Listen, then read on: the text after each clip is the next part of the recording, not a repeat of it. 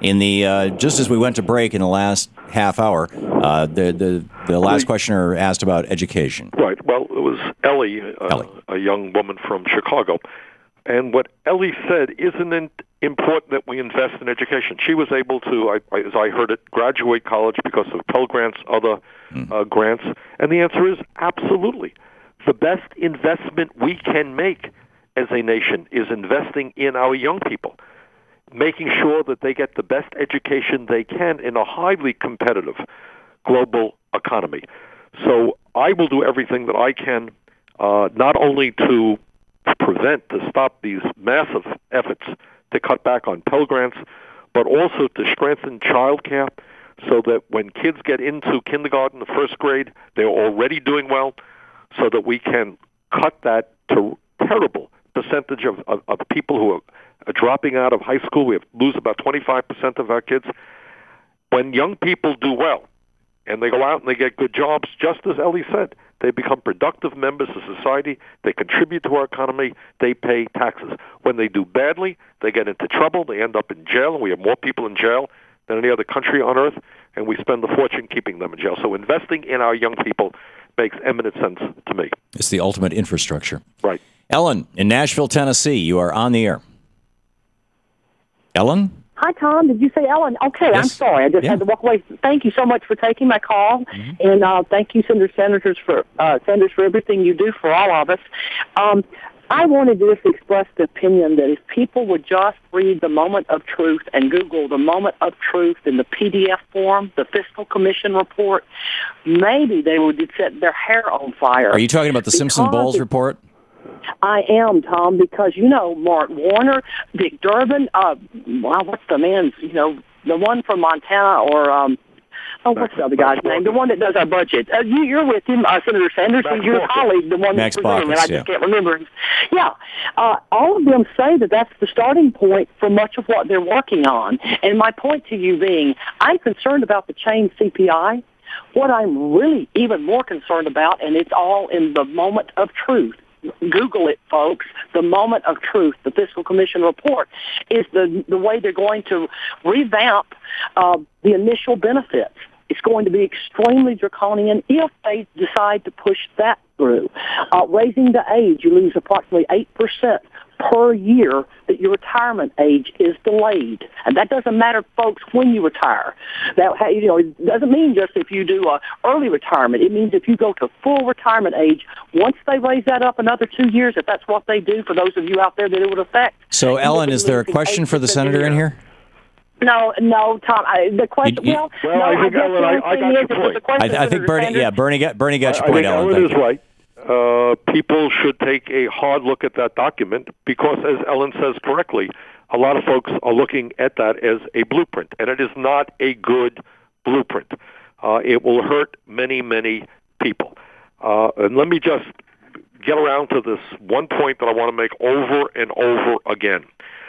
When you live in a society as we do today, where the top 1% earns more income than the bottom 50%, where the gap between the very, very rich and everybody else is growing wider, where the top 400 richest people in this country own more wealth than the bottom 1/2 of America, 150 million people.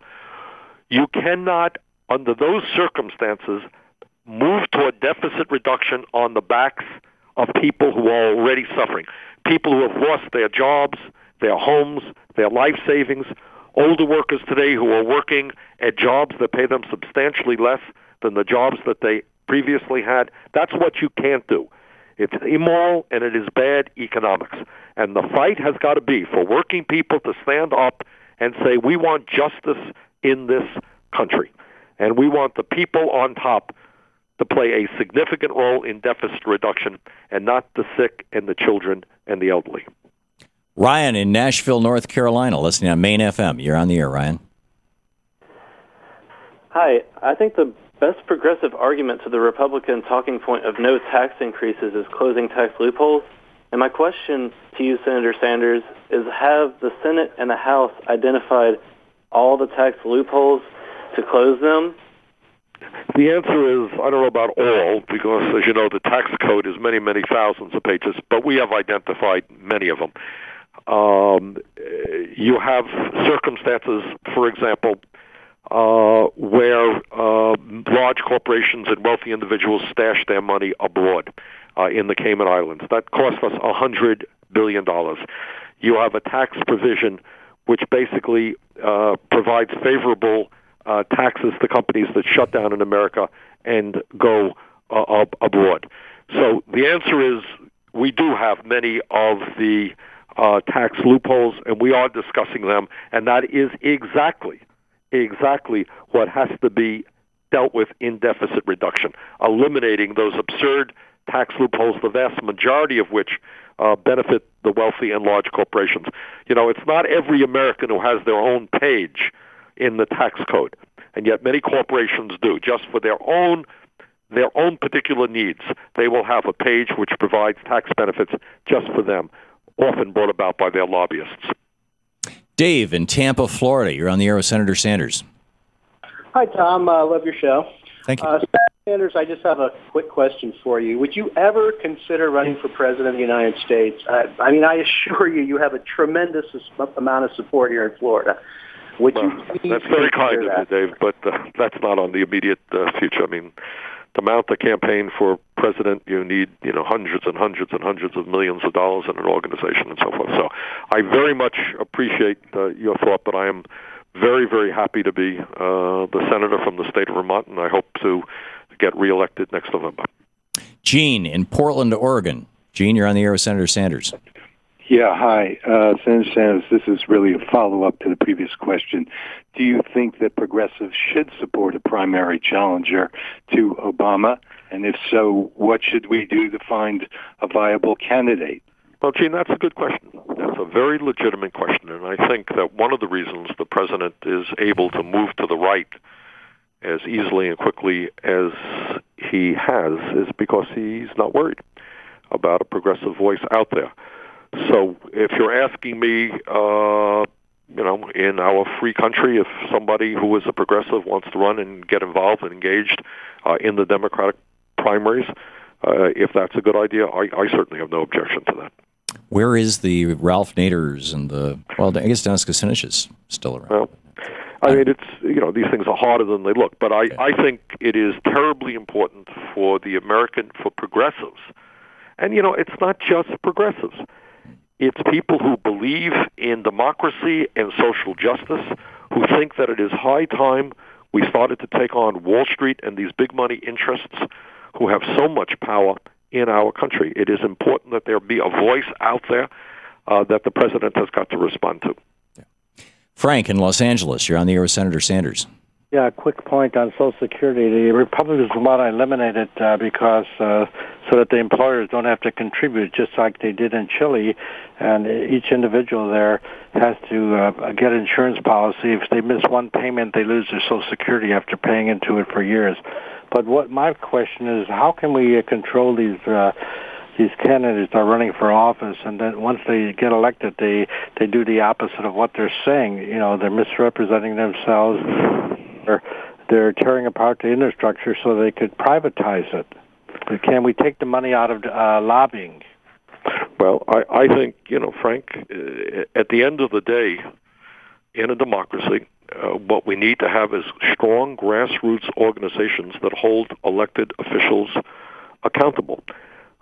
People cannot run for office and say one thing and then, after being elected, do something else.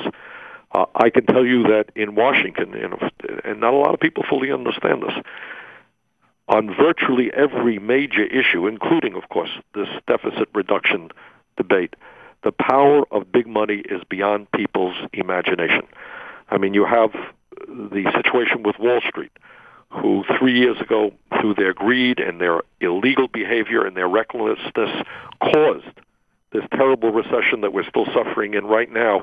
And yet they're back to normal. They're doing great. Their CEOs are getting huge amounts of compensation, and they were not asked to contribute anything at this point to deficit reduction. And they are trying to undo some of the minor changes that were passed in financial reform.